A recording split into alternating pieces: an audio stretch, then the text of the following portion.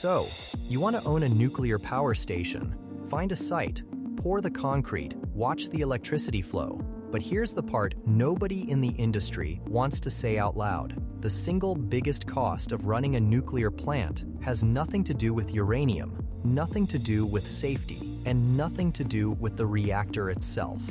And by the end of this video, you'll understand exactly why that is. Why the most powerful energy asset ever built is simultaneously the worst investment on Earth, and why the one detail almost nobody knows about 3 Mile Island changes the entire story. That last part, hold on to it. It's the thing that reframes everything. Let's start with what owning one of these actually looks like on paper, because the economics are genuinely unlike anything else. The newest American nuclear plant, Plant Vogtle in Georgia, was ultimately completed in 2024, 7 years behind schedule, at a final cost of around $36.8 billion, making it the most expensive power project in U.S. history. It was originally supposed to cost $14 billion. So you're looking at a project that more than doubled in price and missed its deadline by nearly a decade. But here's the thing, the cost overrun itself isn't even the most interesting part. The most interesting part is why it happened, and the answer is not what most people assume. The biggest cost driver in nuclear power is not uranium. It's not safety equipment. It's not even the engineers. It's interest. Plain, boring, compounding interest. When you build a nuclear plant, you borrow billions of dollars and then spend 15 to 20 years before you sell a single kilowatt hour. Every year, those loans sit there. They grow. Every percentage point of higher interest rates makes the final electricity cost roughly 10% more expensive. So what you're actually buying when you invest in a nuclear power station is not a reactor. You're buying a 20-year interest rate bet with a reactor attached to it. If rates move against you during construction, you're done before the first atom splits. That reframe matters because it explains almost every nuclear disaster story you've ever heard, and there are some spectacular ones. But before we get to those, there's a flip side to this economic story that's genuinely bizarre, and it's the reason the industry keeps attracting investors despite everything. The fuel is almost free. Uranium makes up somewhere around 10 to 15% of the total cost of nuclear electricity. That's it. And a single uranium fuel pellet, about the size of a pencil eraser, contains as much energy as a ton of coal. Once a plant is fully paid off, it can generate electricity at around $25 to $35 per megawatt hour. That is extraordinarily cheap. Solar panels, by comparison, only produce power about 25% of the time. Wind turbines run at maybe 35 to 40%. A nuclear plant runs at over 90% capacity, around the clock, for decades. The Gina plant in New York runs at roughly 95% capacity, employs around 700 people directly, and is the largest single taxpayer in its county. One asset, 24 hours a day, 60 to 80 years of operating life. So here's the paradox that runs through this entire video. Nuclear power is simultaneously the best and worst asset class in the world.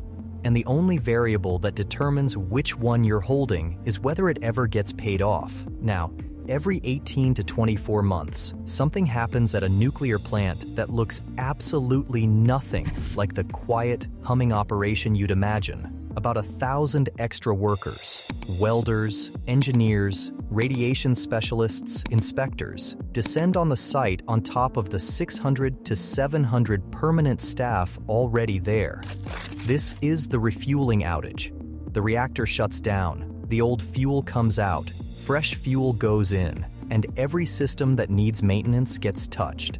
Every single day the plant is offline costs roughly $1 million in lost revenue, so these operations get rehearsed like Formula One pit stops. The teams run drills. They time themselves. They shave hours off the schedule because hours are money at that scale. It's one of the most logistically complex industrial operations in the world, and it happens on a quiet river somewhere in Pennsylvania or Georgia every couple of years with almost no public attention. But here's where the economics take a genuinely dark turn, and this is the part that almost no investor fully prices in when they sign the papers. We've talked about what it costs to build one of these things. We haven't talked about what it costs to get rid of one. Decommissioning a single reactor costs somewhere between $500 million and $2 billion, and the US legally allows up to 60 years to do it through a process called SAFSTOR, where you essentially let the radioactive core sit and cool for decades before anyone goes near it. So when you buy a nuclear plant, you're not buying 40 years of income.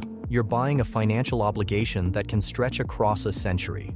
Owners are required by law to fund decommissioning costs while the plant is still running, essentially running a mandatory pension fund for a building. The liability doesn't end when the plant closes. It ends somewhere around the time your grandchildren's grandchildren are paying taxes. This is where the story of Westinghouse comes in, and it is one of the most remarkable cautionary tales in the history of infrastructure finance.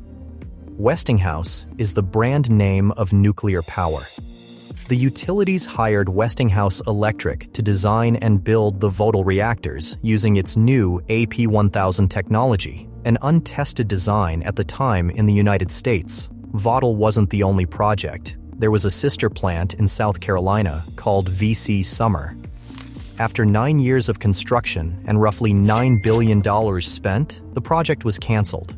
No reactors delivered. Zero. Managers were later criminally prosecuted for misleading cost estimates. In 2017, with overruns mounting, Westinghouse filed for bankruptcy protection. The company that built the reactor went bankrupt building its own product. The builder of the world's most powerful commercial energy technology couldn't survive the economics of constructing it. Now, you might think the solution is just to get better insurance. And here is where the economics of nuclear power get genuinely strange, because you essentially can't. No private insurer in the world will fully cover a nuclear catastrophe. Because Price Anderson covers nuclear damage claims, all property and liability insurance policies in the United States exclude nuclear accidents. Instead, the US has the Price Anderson Act, a law that creates a shared industry fund to cover damages. The total amount of financial protection provided under the Act for the current operating commercial nuclear power fleet is approximately $16.1 billion per incident. Payment of any damages above that liability limit would require congressional approval under special procedures in the Act, which does not specify the source of the funds. In plain English, if a nuclear accident costs more than the fund covers, Congress decides what happens next, which means the taxpayer is the insurer of last resort. Nuclear power is the only industry on Earth where the worst-case financial risk is structurally underwritten by the public, by default, by law. And yet, here's the twist you probably didn't see coming. And this is the reason this industry is suddenly the hottest thing in global energy markets right now. The asset that nobody wanted has become the asset everyone is fighting over. Constellation Energy plans to restart the 835-megawatt 3 Mile Island Unit 1 nuclear generating station in Pennsylvania, with Microsoft purchasing energy from the reactivated power plant over 20 years to match power consumed by its data centers. Constellation plans to spend about $1.6 billion to restart 3 Mile Island Unit 1. Amazon has built a data center directly adjacent to a nuclear plant. Google and Oracle are signing similar deals. The AI boom has created a demand for reliable, always-on, carbon-free electricity that only one energy source can actually deliver at scale. And suddenly, the nuclear plant, the asset that utility companies were shutting down for being uneconomical a decade ago, is the most sought-after power contract on the planet. If this video is landing for you, drop a comment with the one fact that hit hardest. And if you want another asset that looks simple on the outside and is completely bizarre on the inside, the cruise ship video is right there.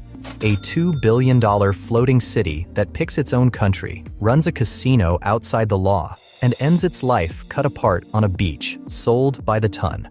Watch it next. But before you go anywhere, there's one more thing. And this is the detail I told you to hold on to at the start, because it reframes the entire 3 Mile Island story in a way that almost nobody gets right. When people say 3 Mile Island, they picture one thing: the 1979 accident, the partial meltdown, the defining moment of nuclear fear in American history. One of its reactors, Unit 2, suffered a partial meltdown in 1979 in what remains the most significant nuclear accident in U.S. history. That reactor has been shuttered ever since and is currently being decommissioned. But 3 Mile Island had 2 reactors. The site is also home to another reactor, Unit 1, which consistently and safely generated electricity for decades until it was shut down in 2019. The 819-megawatt Unit 1 was shut down in 2019 over economic concerns, and after failing to secure the subsidies needed to compete with cheaper alternatives. Not safety, not radiation, economics.